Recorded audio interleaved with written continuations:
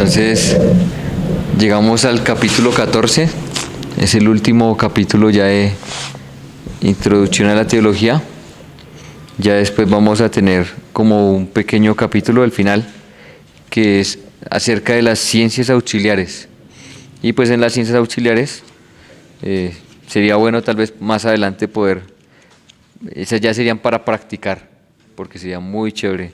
Vamos a ver hermenéutica, vamos a ver también un poco de geografía, bueno, algunos puntos importantes acerca de todas estas ciencias auxiliares, arqueología, todas estas partes que es bien chévere.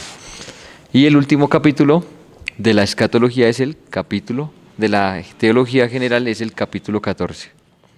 Los puntos cruciales de la escatología bíblica. La escatología bíblica es la última de las materias dentro del panorama general de la revelación divina. Dios ha hablado acerca de sí mismo y todo lo que trata acerca del ser de Dios, de los atributos de Dios, de los nombres de Dios y todo lo relativo a Dios mismo. No a las cosas creadas por Dios, no a los planes de Dios, no a nuestra situación, no a las profecías, sino a lo que se circunscribe específicamente a Dios. Lo trata la primera materia, que se llama teología propiamente dicha o teología propia, como mejor se le designa. Entonces aquí vamos a hacer un pequeño resumen de lo que hemos visto durante todo este año. El Señor nos ha permitido ver durante este año. Entonces la primera es la teología propia. La materia que se ocupa de los planes de Dios para con la creación es la divina teleología, que encierra las previsiones de Dios, la elección divina, el preconocimiento divino, el propósito divino. Siguiendo un orden a una secuencia lógica, la materia que se ocupa de la creación del universo, del mundo visible e invisible, es la cosmología bíblica. Primero es Dios, luego los planes que Dios tiene con la creación, luego la creación, la cual encierra la creación de un mundo invisible y de otro visible. Entonces, hay seres de ese mundo invisible y seres del visible. Los seres del mundo invisible son los ángeles, y esto abre las puertas a otra materia que se llama angelología bíblica, que trata todo lo relativo a los ángeles, su ser, sus funciones, su misión, sus jerarquías, etc. Lo relativo al hombre, lo que trata del origen del hombre, el ser del hombre, las partes del hombre, la función del hombre, el funcionamiento del hombre, su situación, su estado, su final, etc. Todo lo relativo al hombre es el tema de la antropología bíblica. Decimos bíblica porque la estamos contrastando con una antropología secular, con antropologías seculares. El mundo tiene su propia manera de pensar acerca del hombre mismo, acerca del origen del hombre, de la cultura humana, y de eso se encarga la antropología secular. Pero la antropología revelada es lo que Dios ha dicho acerca del hombre, lo que aparece revelado en las Sagradas Escrituras, y es la antropología bíblica. Luego está esa materia que se ocupa de ese gran problema acerca del cual no podemos meter la cabeza debajo de la tierra, como se dice del avestruz, que es el problema del mal, el problema del pecado. La materia que se ocupa de estudiar lo relacionado con el origen y todo lo relativo al pecado se llama amartiología bíblica, de la palabra griega amartía, que significa pecado. Gracias a Dios que la cosa no termina ahí.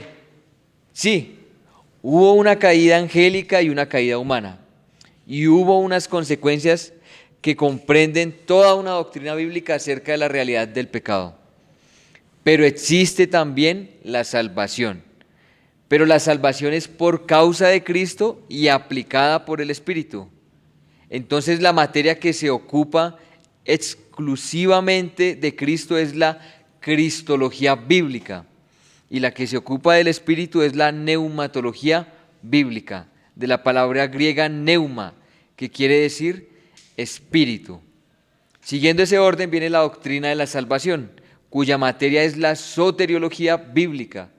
¿Qué es entonces lo que resulta de la soteriología de la salvación de Dios por medio de Cristo y aplicada por el Espíritu? Resulta el pueblo de Dios, la iglesia. Entonces la materia que se ocupa de estudiar todo lo relativo a la iglesia, su definición, su naturaleza, sus aspectos, su organización, etcétera, es la eclesiología bíblica. Entonces, hasta aquí es lo que hemos visto durante este año. El Señor nos lo ha permitido empezar a ver. Vimos entonces teología propia, la divina teleología, la cosmología, angelología, antropología bíblica.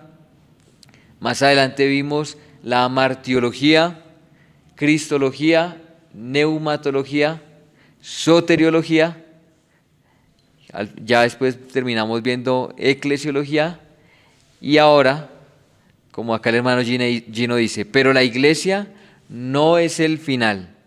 La iglesia es apenas una etapa, pero esa etapa es hacia un final.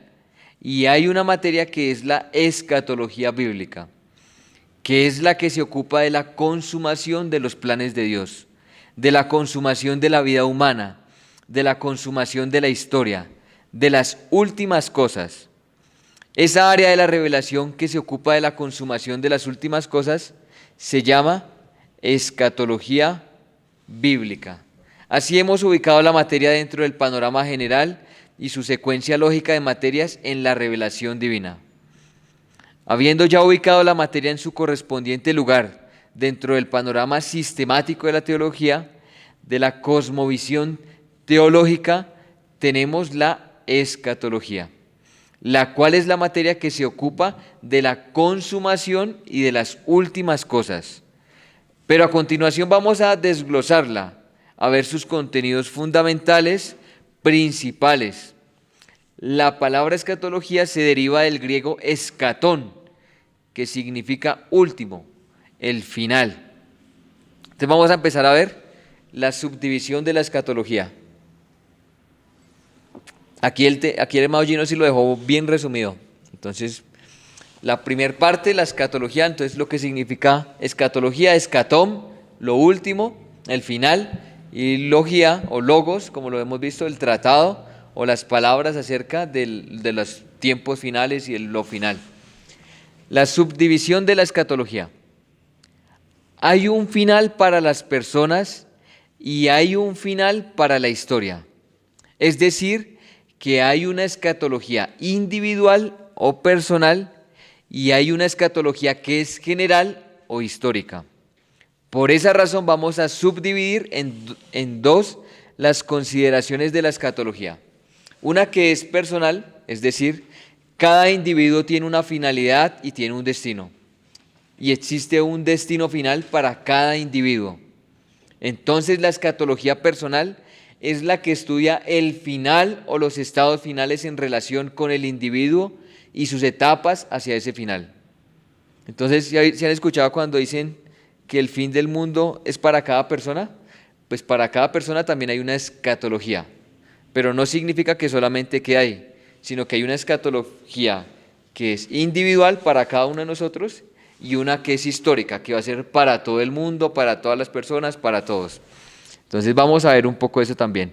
Pero también la historia en general, ya no solo en cada individuo, sino todos los individuos y todos los siglos que se ha ido edificando en un sentido, y por eso también existe una escatología que es histórica. Ya no es solamente individual, sino que es el final de la historia. La historia se dirige hacia un fin. Hay un plan de Dios y hay una previsión de Dios. Y hay una culminación de ese plan, no solo para con los individuos, sino para con toda la humanidad en general, para con toda la creación en general. Es el sentido final de la historia. Dios dirige la historia hacia una consumación.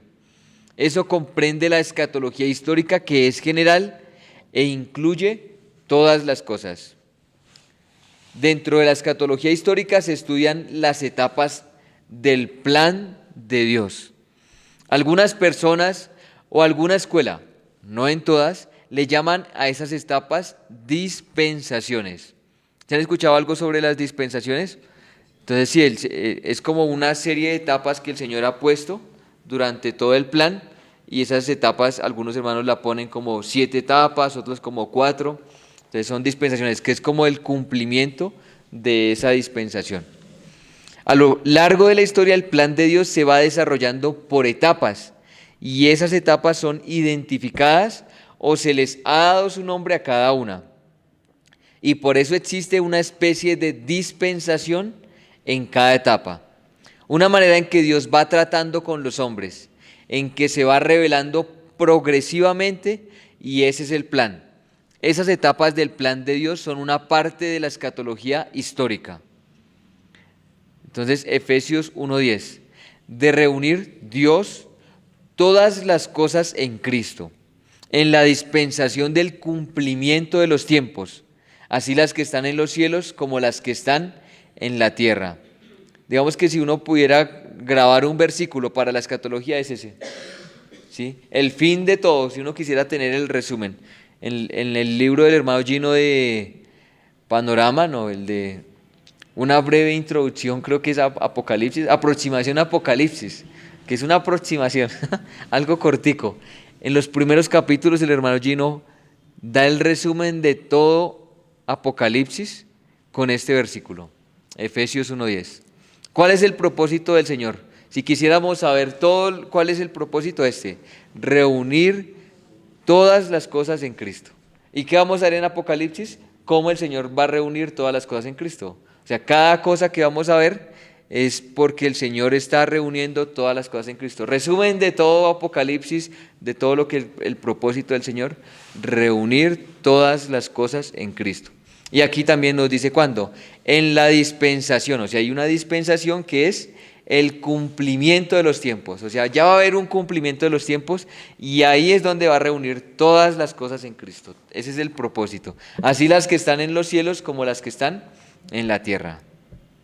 Esa traducción, los tiempos, es los eones en el idioma bíblico.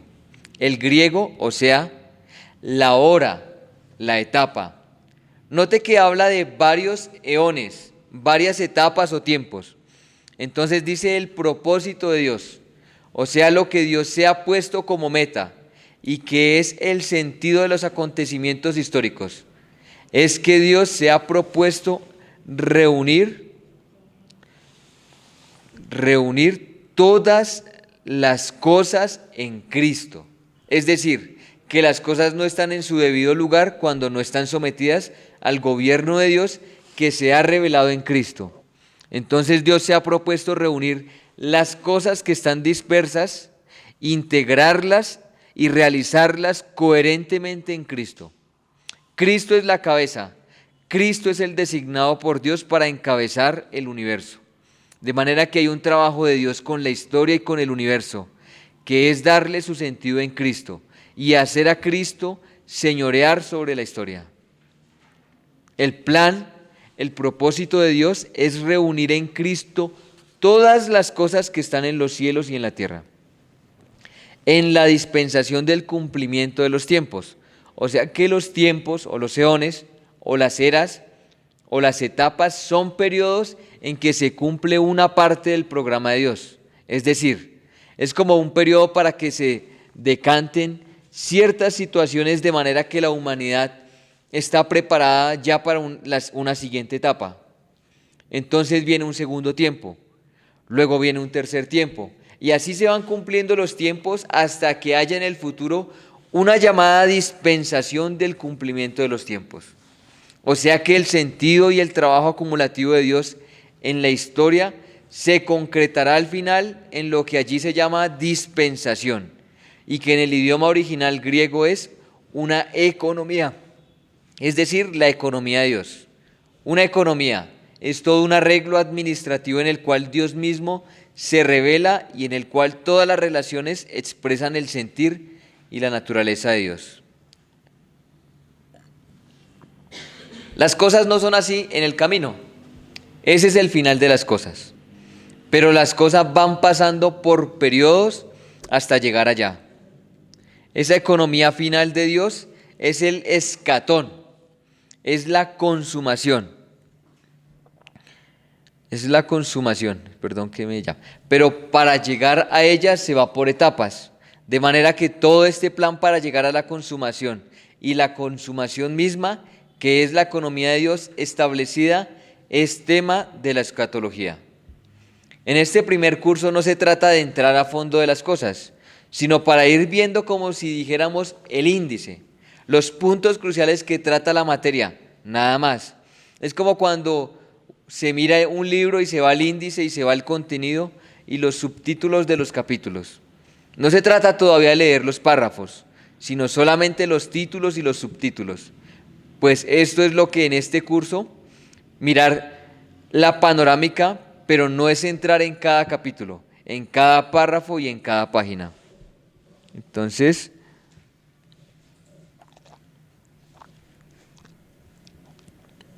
ya, perdón. Continuamos. Entonces, la escatología y su relación con la teleología y la profecía. Como existe también un plan de Dios que vimos en la divina teleología, el propósito de Dios, esta materia está relacionada con la escatología. Teleología viene de la palabra telos, que es el fin, pero fin en el sentido de objetivo, de meta, o sea, es el propósito. ¿Se acuerda que esa es lo teleología? Entonces, la diferencia también es fin, pero un propósito con respecto a la parte de voluntad, al beneplácito de la parte del Señor, eso es la teleología. El sentido de objetivo y de meta. Y Dios se ha propuesto una meta, pero la meta se la propuso en sí mismo. Y luego la historia es las etapas del cumplimiento de la meta que Dios se ha propuesto. Y la escatología es el estudio de la consumación de ese plan. La teleología estudia el plan y la escatología estudia el cumplimiento de ese plan al final por sus etapas. Pues, puesto que existe un plan y puesto que Dios es omnisciente y conoce al final desde el principio, pues hay un celo en él que se ha dado en la historia, que se ha cumplido y que tiene partes que están en cumplimiento ahora y todavía hay partes que no se han cumplido, pero que pertenecen al futuro, y ese fenómeno se llama la profecía. Entonces todo el tema de la profecía pertenece también a la escatología, especialmente en su aspecto histórico. Entonces a veces vemos que la escatología solo es como el último, la parte final, ya, pero también en la escatología está puesto la parte de las profecías. O sea que las profecías que ya han sido cumplidas también se estudian en la escatología porque ya se han cumplido. Entonces, Daniel, que es un libro que le llaman, que es muy escatológico, muy profético. Pues en Daniel vamos a ver cómo Babilonia cayó, cómo Medo-Persia cayó, cómo Grecia cayó, y sigue hablándose aún de los acontecimientos que iban a ocurrir, pero que ya se cumplieron. Y que aún tal vez algo de esto nos va a llevar o nos va a poder mostrar un poco más de lo que va a pasar al final. Entonces vamos a ver esa parte de las profecías. Las profecías, el estudio de la profecía en general y de las profecías en particular pertenece a la escatología, especialmente en su aspecto histórico. Profecías hay acerca de varios temas. Vamos a reagrupar el cúmulo de profecías y vamos a clasificarlas por los principales temas. Entonces vamos a comenzar con uno. Dios mismo, profecías de Dios mismo. Hay profecías acerca de Dios mismo, es decir, que el Espíritu de Dios, el Espíritu de profecía, hablando por los profetas, anunció cosas acerca de Dios mismo, que Dios revelaría de sí mismo en el futuro y cómo Dios actuaría él mismo en el futuro y cómo él sería revelado y su gloria conocida de una manera más plena en el futuro. Eso significa que hay profecías cuyo tema es Dios mismo. Profecías del Mesías.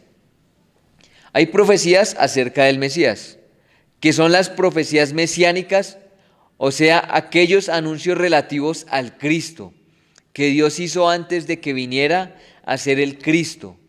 Estaba preanunciado el linaje del que vendría, la familia de la tribu, el lugar donde nacería, la época en que nacería, los acontecimientos que habría en su infancia, los acontecimientos que habría en su vida, de qué manera enseñaría, cómo sería tratado, cómo moriría crucificado, cómo sería despreciado, cómo resucitaría el tercer día, cómo ascendería, cómo enviaría su espíritu, cómo enviaría a los apóstoles. Es decir, antes que sucediera objetivamente en la historia, la vida de Jesucristo en su primera venida ya estaba profetizada. Pero no solamente hay profecías acerca de la primera venida, sino acerca de su subida a los cielos y de su regreso o segunda venida. Se cumplió ya en la primera parte. Se está cumpliendo una parte relativa a la iglesia o al periodo entre la primera y la segunda venida. Y hay profecías que también tratan de la segunda venida. Pero todas ellas, las de la primera y las de la segunda, son profecías mesiánicas. ¿Sí recordamos algunas profecías de esas? Muchísimas, ¿cierto? Yo ayer tenía un folleto que estaba en CLC y se llamaba Las profecías de Jesucristo. Y estaba una, pero era muy largo, explicando cada versículo, o sea, era muy chévere para tener uno poder y empezar a ver cada parte.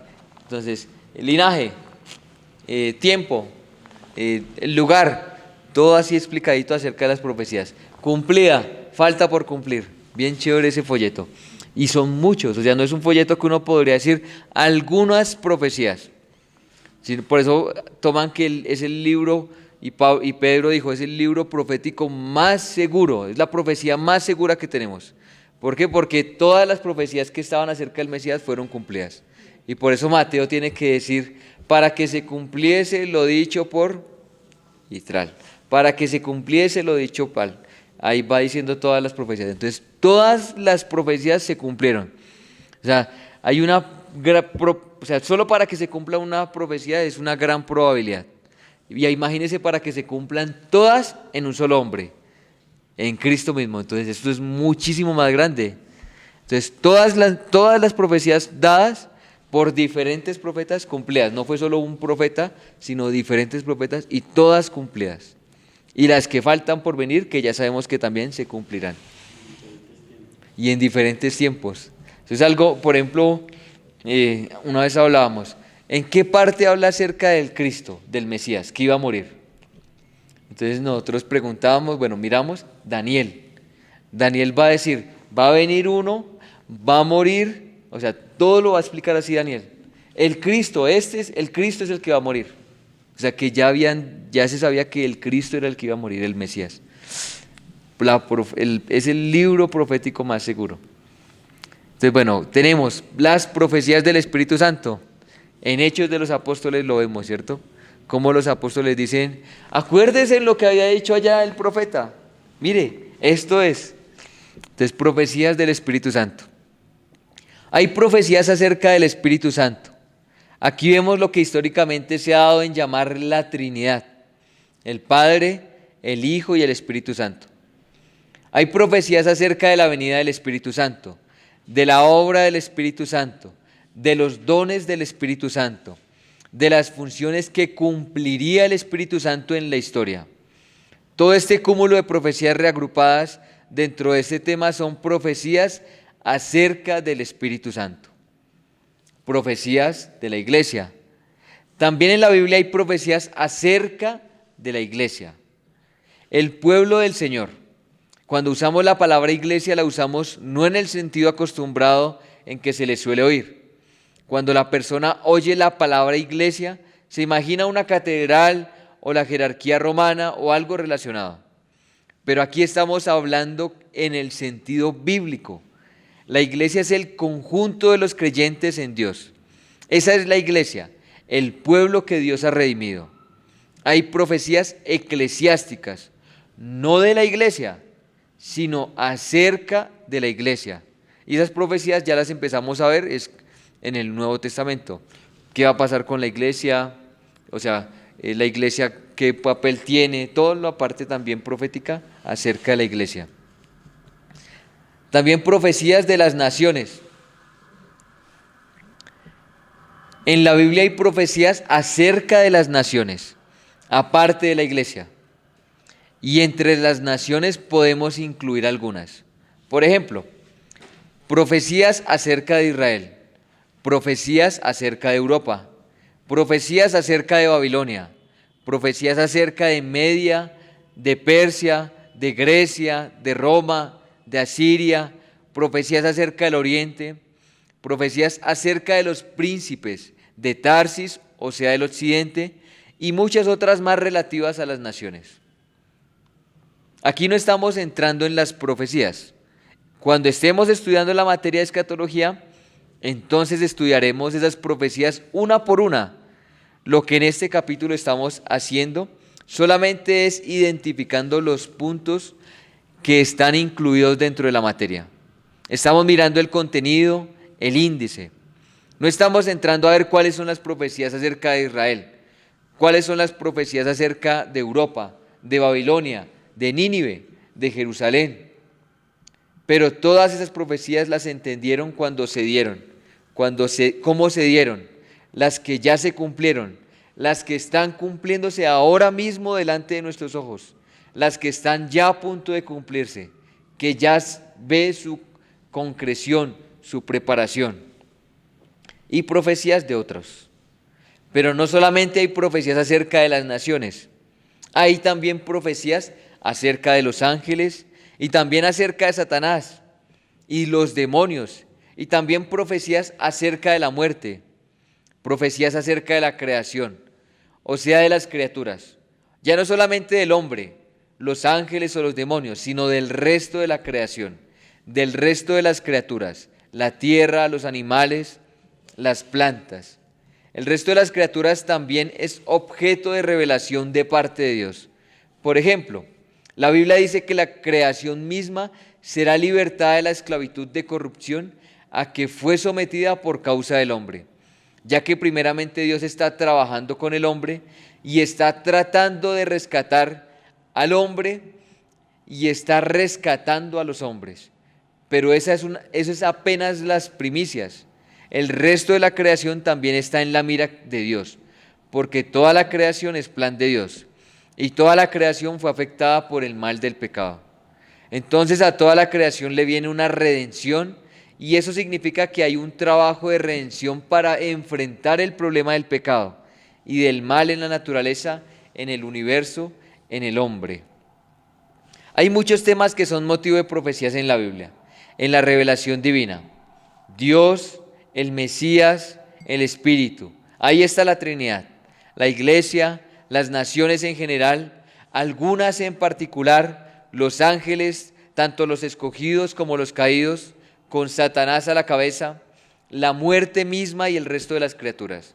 Acerca de todo esto hay tela que cortar, material para profundizar y estudiar, porque Dios ha querido hablar de esto. De hecho, hay una gran porción de las Sagradas Escrituras está constituida de profecías. Los pasajes de los profetas son bastante abundantes y hay libros de profetas que son de muchos capítulos. Solamente el profeta Isaías tiene 66 capítulos. Jeremías también tiene 55. Ezequiel tiene 48. Daniel tiene 12. Y hay otros que tienen varios capítulos. Además están las profecías en el Nuevo Testamento y también hay profecías incrustadas en libros que no son proféticos, sino históricos. En libros sapiensales también aparecen profecías. El estudio de esas profecías cabe dentro de la sección de la escatología que se ocupa de las profecías. Si solamente las profecías son una sección de la escatología, ¿cuánto no será el volumen de material a considerar en esta materia llamada escatología? Ya hemos visto acerca de cuántas cosas hay profecías y la suma de todo eso solamente es la sección de profecías de la escatología. Pero la escatología no solamente estudia la profecía, estudia también el plan y estudia la consumación, estudia la economía de Dios. Eso en el sentido general, pero también como ya vimos en el sentido individual. porque así como hay un final para la historia, también hay un estado final para cada individuo.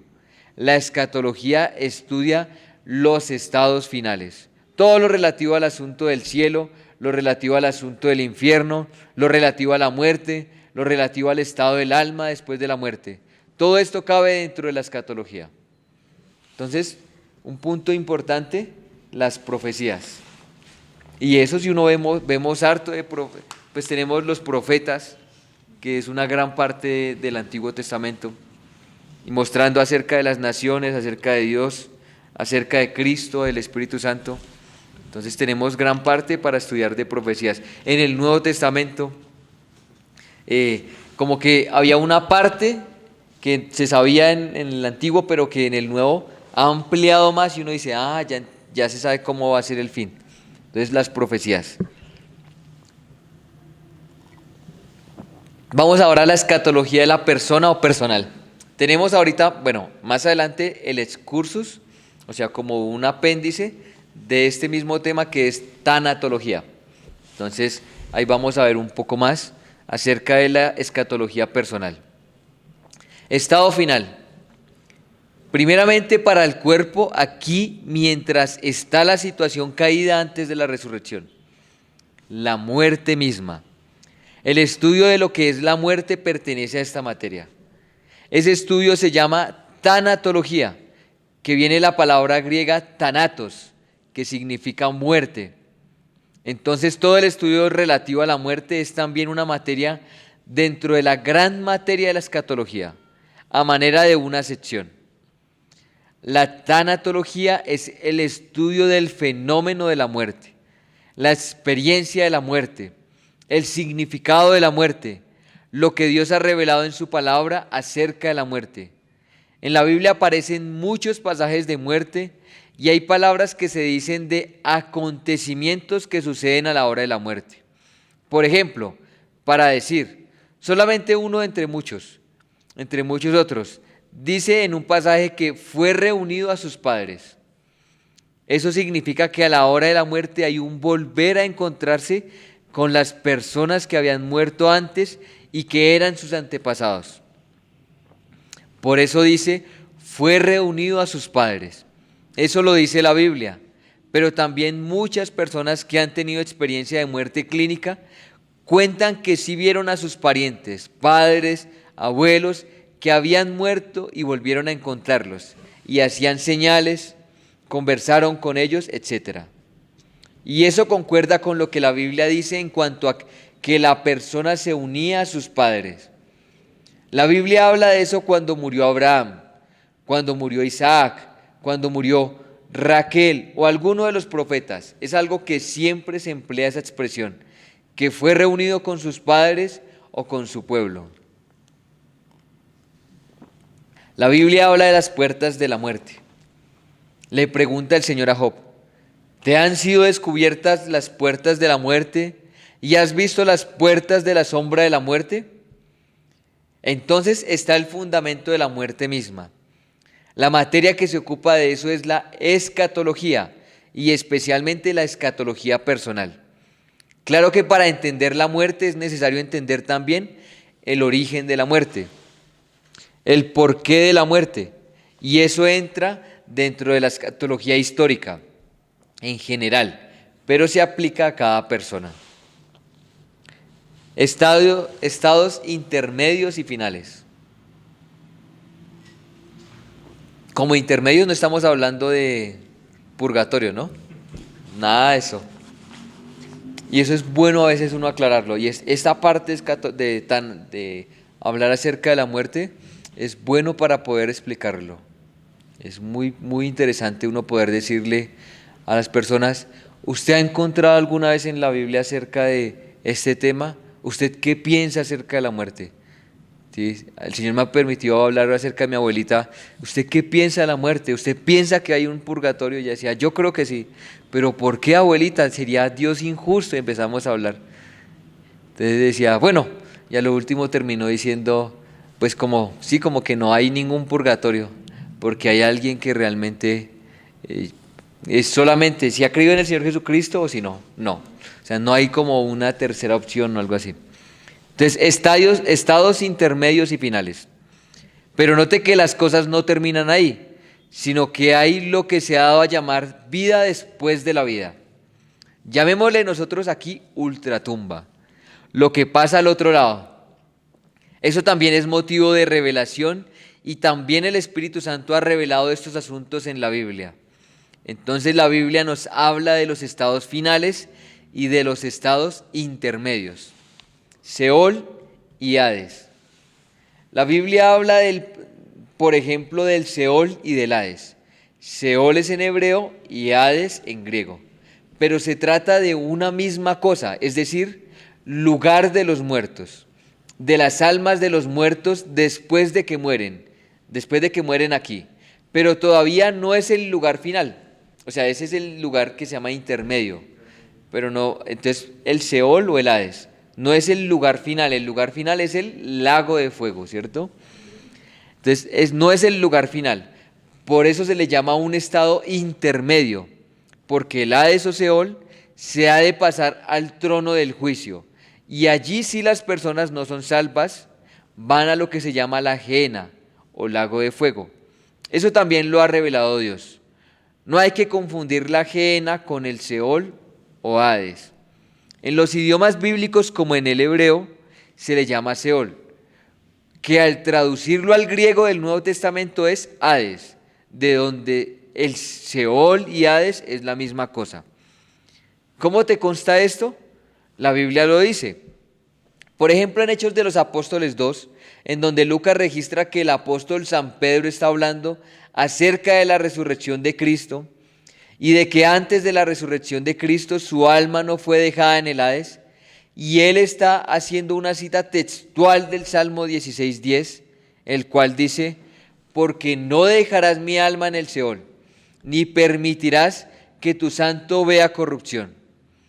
Pero leemos la cita ya no en el Salmo, que era en hebreo, sino en la cita griega del Salmo, del Salmo que por San Pedro en Hechos 2:26, y ahí dice: porque no dejarás mi alma en el Hades, ni permitirás que tu santo vea corrupción.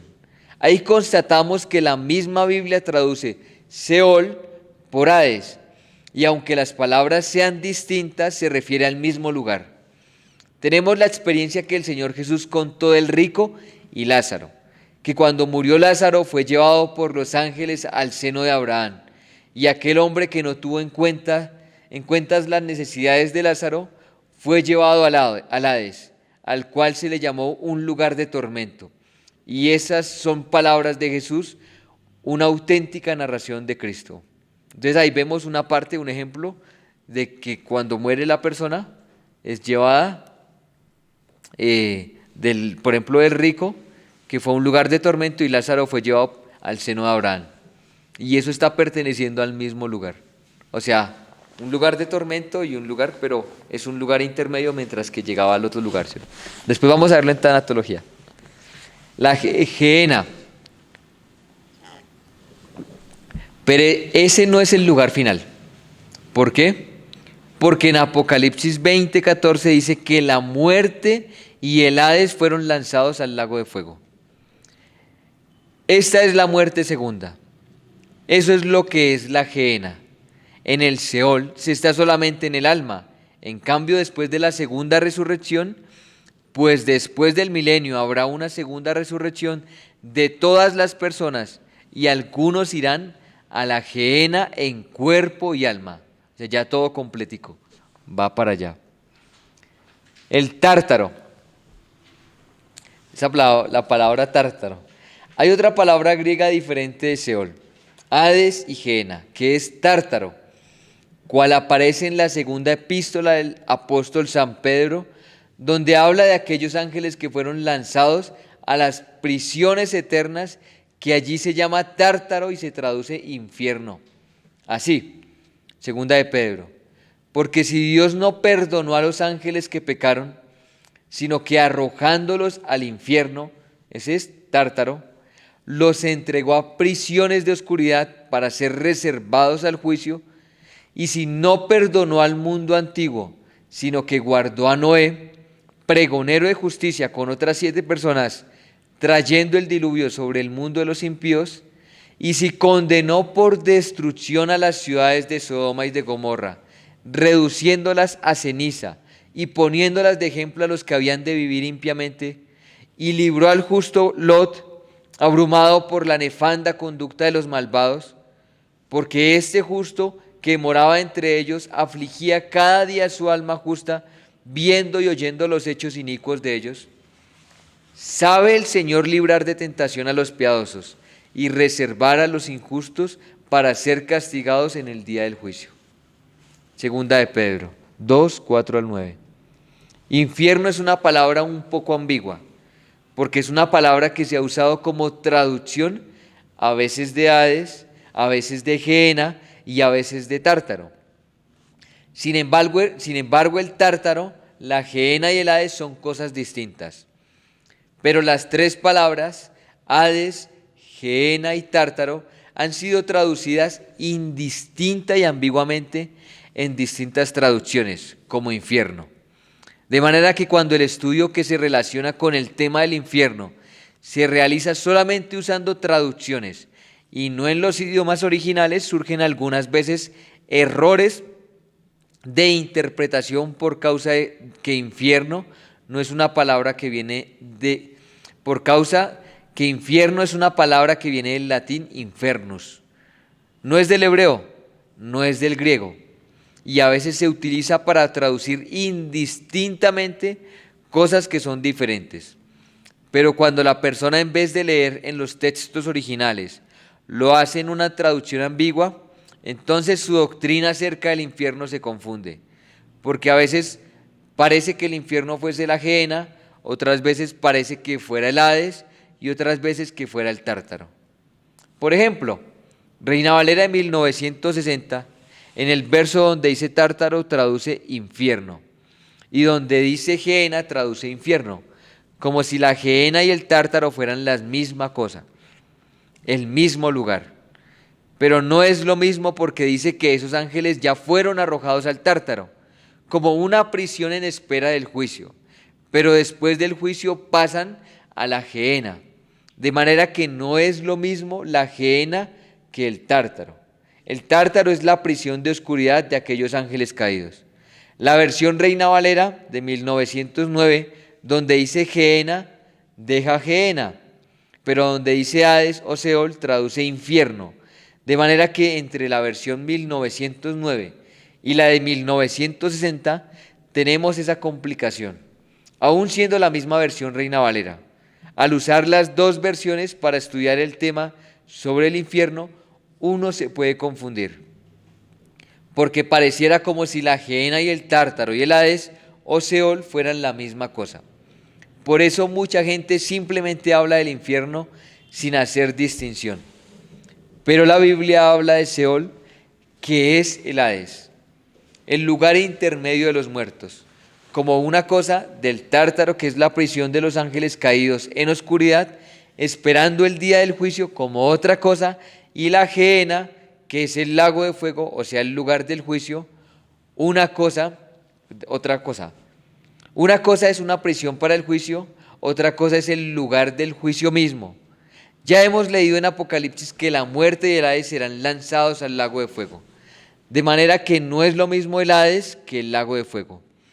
El Hades es un estado intermedio, no es el final todavía. En cambio, el lago de fuego o Gehenna es el estado final de los eternamente perdidos, de Satanás, de sus ángeles y de sus aliados voluntarios.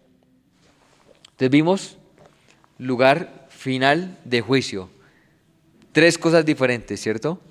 El Seol o el Hades, la Gehenna, el lago de fuego, y el Tártaro, que es un lugar de juicio como para los ángeles.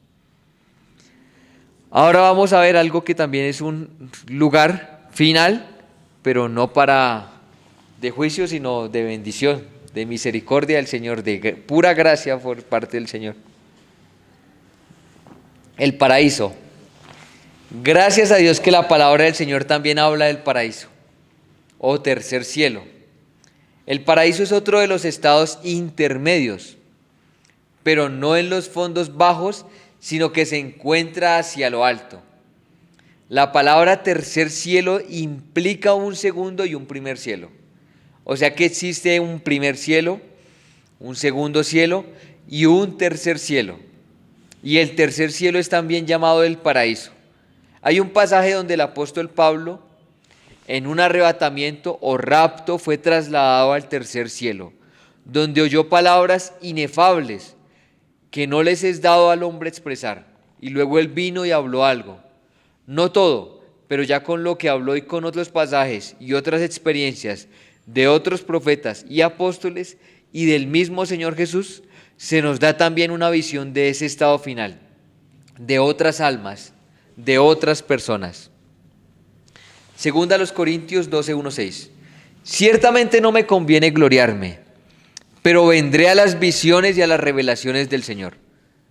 Conozco a un hombre en Cristo que hace 14 años, si en el cuerpo, no lo sé, si fuera del cuerpo, no lo sé, Dios lo sabe. Fue arrebatado hasta el tercer cielo.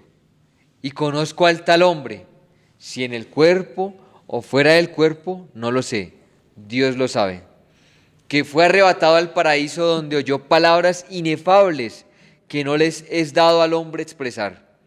De tal hombre me gloriaré, pero de mí mismo en nada me gloriaré, sino en mis debilidades. Sin embargo, si quisiera gloriarme, no sería insensato, porque diría la verdad. Pero lo dejo, para que nadie piense de mí más de lo que en mí ve u oye de mí.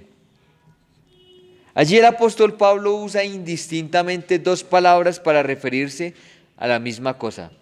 Primero dice: conozco a un hombre en Cristo que fue arrebatado al tercer cielo. Y luego en otro verso dice que a donde fue arrebatado fue al paraíso. Y eso nos muestra que el paraíso y el tercer cielo son la misma cosa. Cuando el ladrón al lado de la cruz, en la hora de la muerte, le dijo al Señor Jesús: Señor, acuérdate de mí cuando vengas en tu reino. Entonces Jesús le dijo: de cierto te digo que hoy estarás conmigo en el paraíso. Entonces existe un lugar más allá que se llama el paraíso, lugar de ultratumba, el cual es lo mismo que el tercer cielo. Cielo nuevo y tierra nueva. Ahora, así como hay un tercer cielo, es porque hay el primero. En el libro de Apocalipsis capítulo 21 leemos: vi un cielo nuevo y una tierra nueva, porque el primer cielo y la primera tierra pasaron y el mar ya no existía más. Aquí habla de un cielo nuevo y de una tierra nueva, porque el primer cielo y la primera tierra habían pasado. Es decir, que no solamente existe esta tierra y este cielo, sino que habrá cielo nuevo y tierra nueva. Todo eso pertenece también a la escatología, tanto a lo individual o personal como a la histórica. ¿Por qué? Porque hay un cielo no solo para el individuo, sino también para ciertos sectores de personas en la historia. Desgraciadamente también hay un lugar de castigo donde las personas se encuentran consigo mismo y tienen que saciarse con todo lo que ellos mismos escogieron. Esas personas serán parte de su propio infierno. La palabra de Dios dice: su iniquidad volverá sobre su cabeza y su agravio caerá sobre su propia coronilla. Como tú hiciste, se hará contigo. Con la medida con que medía os será medido. Juicio sin misericordia se hará con el que no tiene misericordia. Pero bienaventurados los misericordiosos, porque ellos alcanzarán misericordia. Es decir, que lo que uno haya hecho se hará con uno. Los que uno siembra es lo que uno ciega. El vaivén de cada cual se volverá sobre su propia cabeza. Hay un final dichoso para el hombre de paz, pero no tan dichoso para el que no es hombre de paz. Todo esto lo estudia la escatología. Importante, mientras recordaba esto. En tanatología, la parte de los testigos de Jehová no lo tienen bien, o sea, no lo entienden muy bien.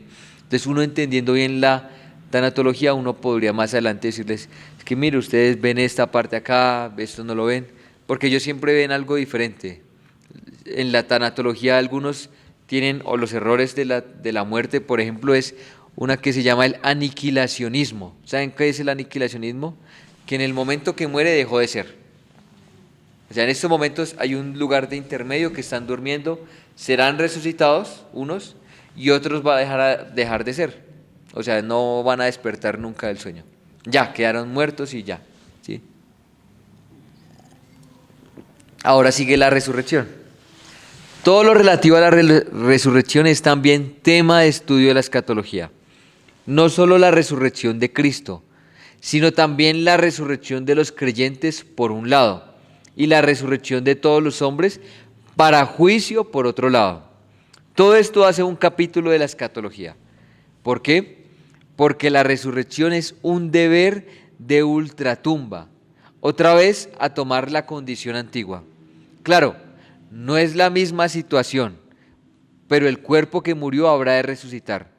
No importa en qué condición haya quedado. Poderoso es Dios, dice el Espíritu Santo por los apóstoles, cuando venga el Señor Jesús para resucitarnos. Todo lo relativo a la resurrección y a la transformación de nuestros cuerpos redimidos lo estudia la escatología, porque la Biblia dice que nuestros cuerpos serán transformados a la imagen del cuerpo resurrecto de Cristo. También incluye lo relativo al arrebatamiento. Entonces, esta es la parte de la resurrección. Los que gozaron de la primera resurrección no tienen parte de la segunda muerte, ¿cierto? Y en la segunda resurrección, pues sí van a tener parte de la segunda muerte. Importante aquí, en algún momento tomaban en la resurrección, o los católicos cuando hacían a veces la Inquisición o algunos juicios, cuando veían que eran muy hereje, ellos desenterraban el cuerpo y quemaban hasta los huesos para que no pudiera resucitar o algo así, ¿sí me voy a entender? Pues porque se ha tomado de esa manera también. O entonces las personas que murieron quemadas, incineradas. Entonces, o los que les sacaron los órganos y los extirparon o por cualquier cosa. No, no habla de esa parte, ¿no? De que el Señor va a volver a darnos el mismo, como a organizarnos, sino más a resucitarnos, es la diferencia.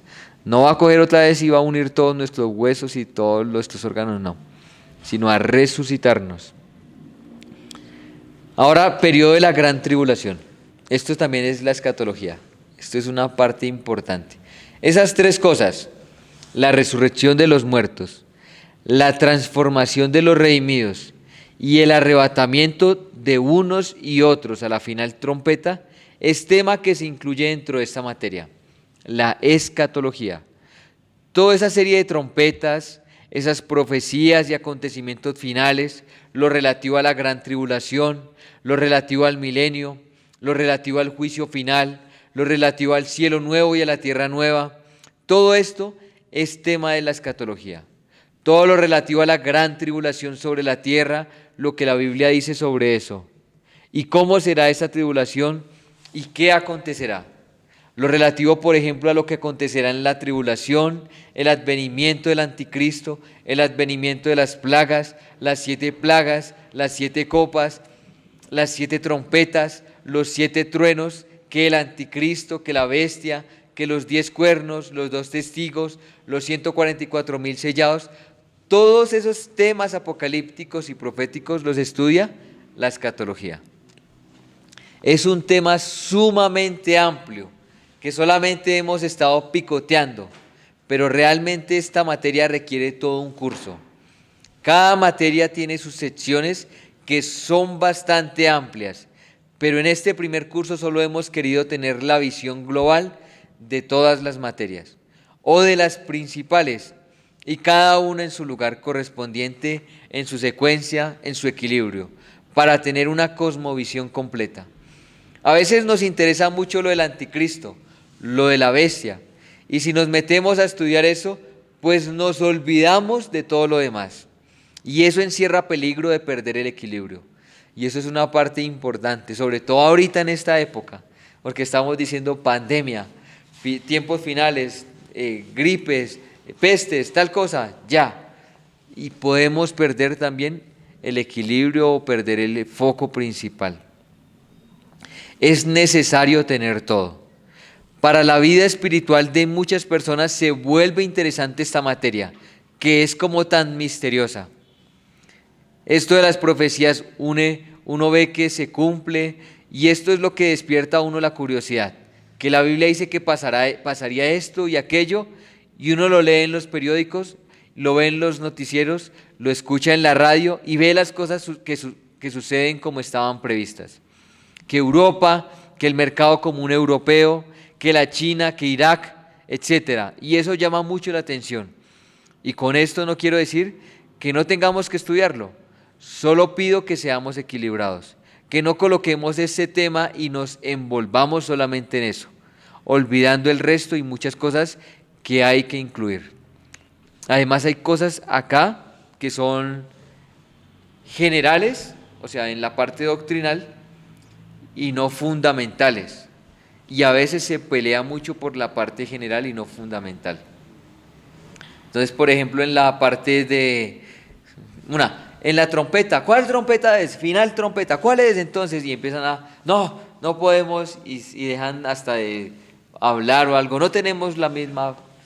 Entonces, esto es algo que no es fundamental. Lo fundamental, la resurrección de Jesucristo, la resurrección de los santos, el lugar de juicio, eso es fundamental. Pero que si el arrebatamiento es antes o es después, ha causado muchas divisiones, hermanos, muchísimo. También porque pues dejamos de ver lo importante y empezamos a esto. No significa que sino que por lo menos vamos a respetar al hermano, vamos a amarle. Una vez uno decía, esto es doctrina de demonios, porque escuchaba algo que era un poco diferente. Y no era doctrina fundamental, sino algo general. Es importante también esa parte, ¿no? Por eso desde el comienzo del curso ubicamos la materia dentro del contexto general de los temas básicos de la revelación. Dios es el primero y principal. Sus planes, su creación, la creación, el Hijo, la cosmogonía, la cosmología, los ángeles, el mundo de ultratumba, pero no en el sentido que le estamos dando acá, sino el mundo invisible, el de los espíritus, el de los ángeles y demonios, el mundo de los hombres, el mundo del mal, la salvación, Cristo, el espíritu, la iglesia, el final. Entonces ahí se va tomando una visión más general y más panorámica. El milenio y los juicios. En escatología también se incluye todo lo relativo al milenio, al juicio final y otros juicios. Pues está el tribunal de Cristo para el creyente y el tribunal donde el creyente con Cristo juzgará al mundo, que no es lo mismo. En el tribunal de Cristo, el Señor juzga al creyente para darle sus recompensas. Pero luego el creyente con Cristo juzgando al mundo es otro juicio distinto. Un juicio es el creyente enfrentando a su acusador para recibir su premio, según lo que haya hecho mientras estaba en el cuerpo, sea bueno o sea malo. Esto es lo que se llama el tribunal de Cristo para los creyentes. Para lo del galardón, para definir su posición en la resurrección, en el reino. Después viene el reino, la posición de Cristo con los suyos reinando y juzgando al mundo y a los ángeles, porque también dice que juzgaremos a los ángeles. El juicio de todos los ángeles por medio de los creyentes es distinto al juicio de los creyentes por medio de Cristo y es distinto al juicio del mundo por medio de la iglesia. Son varios juicios. Asunto este que es un capítulo de la escatología, o sea, los diferentes juicios, que conocemos el juicio o el tribunal de Cristo, el juicio de las naciones, el gran trono blanco, el juicio de la iglesia pero a las naciones, o sea, hay algunos juicios que se van viendo. El juicio es de los que entran al reino, que sería el de las naciones. 1 Corintios 6, del 2 al 4. ¿O no sabéis que los santos han de juzgar al mundo? Y si el mundo ha de ser juzgado por vosotros, ¿sois indignos de juzgar cosas muy pequeñas? ¿O no sabéis que hemos de juzgar a los ángeles? ¿Cuánto más las cosas de esta vida? Sí, pues tenéis juicio sobre cosas de esta vida, ponéis para juzgar a los que son de menor estima en la iglesia? ¿No sabéis que los santos han de juzgar al mundo? En Daniel capítulo 7, del 24 al 28 leemos. Y los 10 cuernos significan que de aquel reino se levantarán 10 reyes, y tras ellos se levantará otro, el cual será diferente de los primeros, y a 3 reyes derribará, y hablará palabras contra el Altísimo, y a los santos del Altísimo quebrantará, y pensará en cambiar los tiempos y la ley, y serán entregados en su mano hasta tiempo, tiempos y medio tiempo. Pero se sentará el juez y le quitará su dominio para que sea destruido y arruinado hasta el fin. Y que el reino y el dominio y la majestad de los reinos debajo de todo el cielo sea dado al pueblo de los santos del Altísimo, cuyo reino es reino eterno, y todos los dominios le servirán y obedecerán. Aquí fue el fin de sus palabras. En cuanto a mí, Daniel, mis pensamientos se turbaron y mi rostro se demudó, pero guardé el asunto en mi corazón. ¿Sí es como Daniel habla de todo? Es que Daniel es muy, da todo completo. El reino y el dominio y la majestad de los reinos debajo de todo el cielo serán dados al pueblo de los santos del Altísimo. Cuando el ángel Gabriel le mostraba estas visiones a Daniel, le dijo: y le fue dado el juicio a los santos del Altísimo. Y por eso el Señor Jesús dice: el que venciere y guardare mis obras hasta el fin, yo le daré autoridad sobre las naciones. Y las regirá con vara de hierro, y serán quebradas como vaso de alfarero, como yo también la he recibido de mi Padre. Esto es palabra del Señor. Entonces hay un juicio en el que los creyentes serán juzgados por sus obras y serán galardonados por el Señor. Ese es el tribunal de Cristo.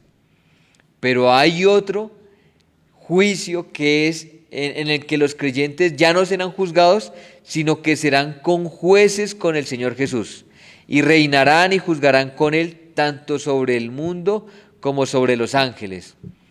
Todos esos temas del juicio del creyente, de los ángeles y del mundo son distintos juicios que pertenecen al capítulo de juicios relativos a la escatología, como una de las cuestiones de esta materia. Listo, entonces, hasta aquí los puntos importantes de la escatología, y de la cual se han hablado muchas cosas, o también se ha debatido también mucho. Entonces en la escatología se ve toda esta parte. Los juicios, las bodas del Cordero también se van a ver. La cena de las bodas del Cordero. El gran juicio del trono blanco. Y el final de todos los creyentes, que sería con Cristo para siempre, ¿cierto? Y el final de los incrédulos también. Entonces, no sé si continuamos con la tanatología o paramos y continuamos el final ya con el excursus final.